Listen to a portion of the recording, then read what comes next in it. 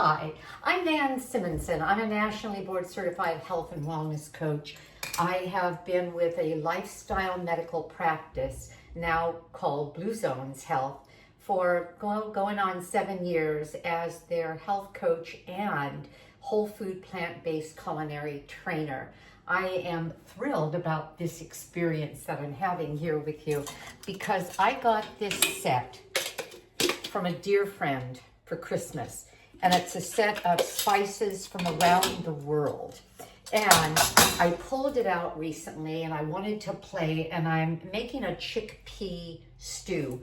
I just came off of a 6-week rapid recovery group program of Dr. Brooke Goldner's, a goodbye lupus, goodbye autoimmune disease, goodbye disease, 6 weeks high raw greens, cruciferous vegetables, fruits only. It's not, well, minimum fruit, but fruit only.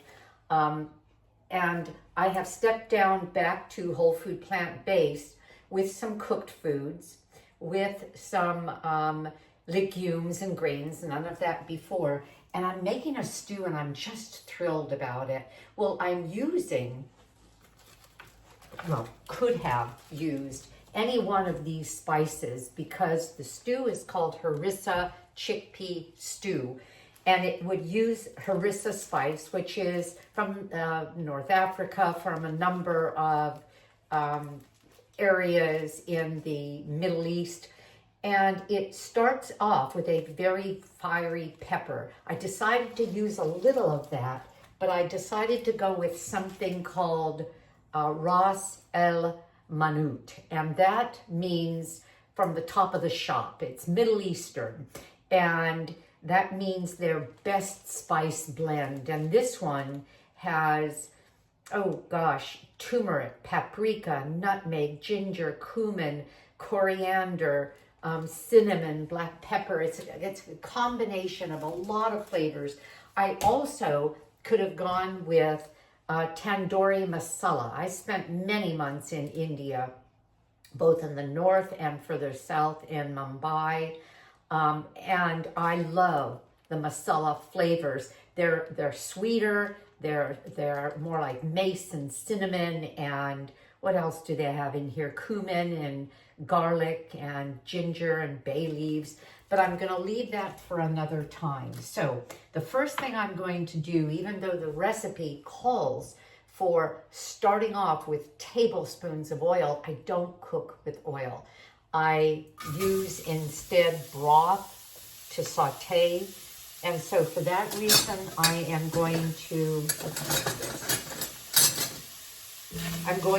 put the onion into a hot pan, and usually I have my own homemade broth, and I do, but it's in the freezer. I didn't defrost it for this. And so I'm just going to use it right out of the container, organic vegetable stock. This one needs to be from a company called Kitchen Basics. I'm also throwing in some red bell pepper and carrot. So this is a high fiber, delicious combination of vegetables, even before we get to the benefit of adding the chickpeas. I'm going to let this cook. And when I do this, and I'm sort of steam sauteing things, I put the cover on because it holds in the steam and it does a great job of sort of mellowing and steaming in the flavor. And it helps reduce the chance of it burning because of the moisture that it traps. And I'm going to let it cook for about 10-15 minutes. I'm going to be back to you, and then we'll keep going. I'm back. So I let it cook about 8 minutes. I had stirred it once in between. It was getting nice and soft, which is what I wanted. And then I realized I didn't stir in the 6 cloves of finely chopped garlic or fresh thyme. I had gone into my garden, pulled out a few sprigs of thyme, pulled off just the leaves. And so we have some fresh thyme in here, the garlic, Garlic cannot brown or it gets bitter. So I was very careful not to let it, but I took the cover off the last 2 minutes, put up the heat a little bit to get a little bit of a soft golden browning going on the bottom of the pan, but there's enough moisture here that it wasn't going to burn the garlic. And now what I'm going to do is I'm going to toast spices. I have the Harissa, I have the, what is that called? Oh, I've got to read it because I'm not familiar with this. The Ras Al Hanout. Is it Hanout? It's Hanout, Hanout. And oh, the smells are wonderful. And then I have some salt in here. So I'm going to put them in and I'm going to stir with the fire up a little bit.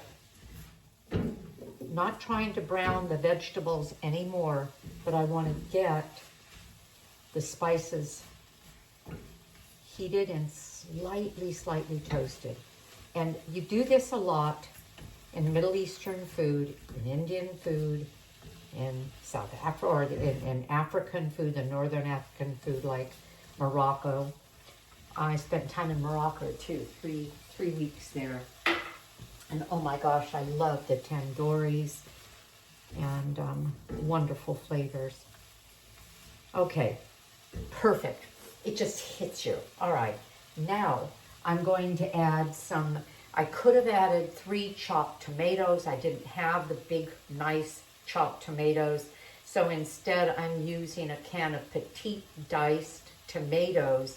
And this happens to be fire roasted. So I'm going to be getting a little bit more of a smoky blend from that. And I'm going to add the broth.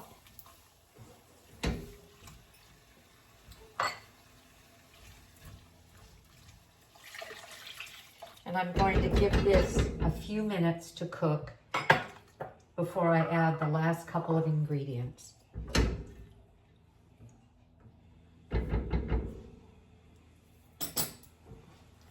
I'm going to give this about 8 more minutes. I'll be back to you, add the last few ingredients, and then just let it cook a little bit longer and we're done.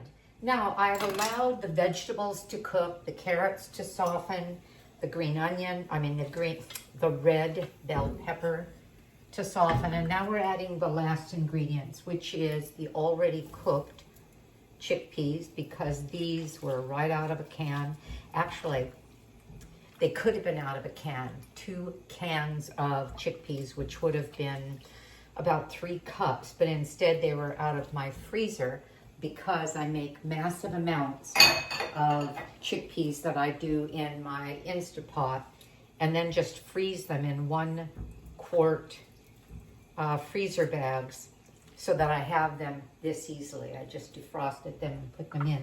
I'm putting in some turmeric and some smoky paprika. And I'm also putting in an interesting ingredient, vinegar, red wine vinegar. I'm going to let this again cook for 15 minutes. I'll be stirring in a final ingredient, which you're going to find interesting. And basically, that's it. So again, I'll be back to you. Okay, well, we're done. I want to show you this beautiful stew. Take a look. Can you see it? Oh, there. I'm going to do the final thing. I came in a little while ago and mashed some of the chickpeas against the wall of the pot to give it a more, a thicker consistency, but also sort of a broken up appearance. And okay, truth be told, I left for a while. It was windy, look at my hair. And this sat for well over an hour after I did that 15 minutes. And you know what? When I tasted it before I left, I thought, the flavor's a little sharp.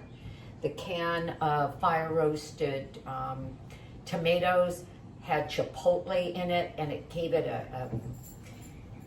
it was rather spicy. And I thought, man, I'm gonna have to add some potato to it, or I've got steamed potato. I always make potatoes for the entire week. I was gonna cube potatoes because they absorb salt and some other flavors, but I didn't have to do it. As soon as I came in, I tasted perfect, perfect, perfect.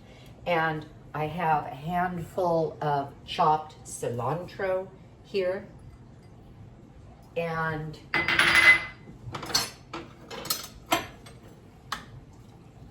the topping on this, remember I said there's an ingredient that might surprise you,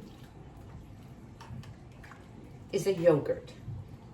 But we don't do yogurt. This is a Middle Eastern dish. They have a yogurt garlic sauce to put on top when we're about to serve it. This is so nice, and I've tasted it, which I always recommend if I wanted it spicier, if I wanted it with a little more salt or some more pepper, I would have done that.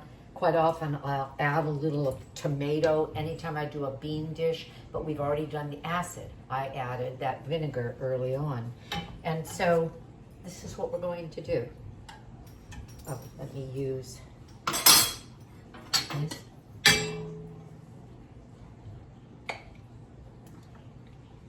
I love a big wide bowl, and no need to have to fill it all the way.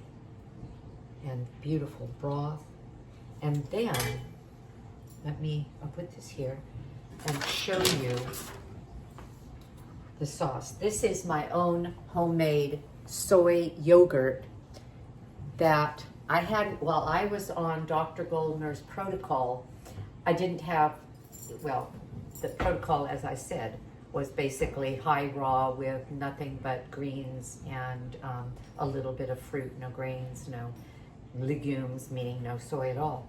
So I made my yogurt when I finished from starter. I had in the freezer, but it's been there too long, so it didn't set up all the way, but that's okay. I'm still having it on a daily basis now.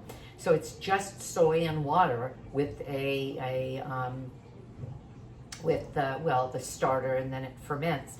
I've added to it, per the recipe, some sweetener. I used a little bit of date paste, fresh garlic, and a little bit of salt.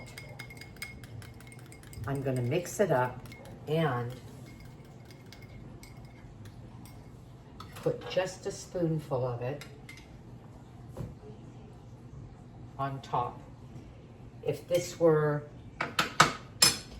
a white yogurt, it would look white, but because of the, well, it is a white yogurt. If I had used sugar, and the recipe calls for a little bit of sugar, it would have stayed white, but the date paste turned it kind of brown. And hold on, there's one more thing I want to do.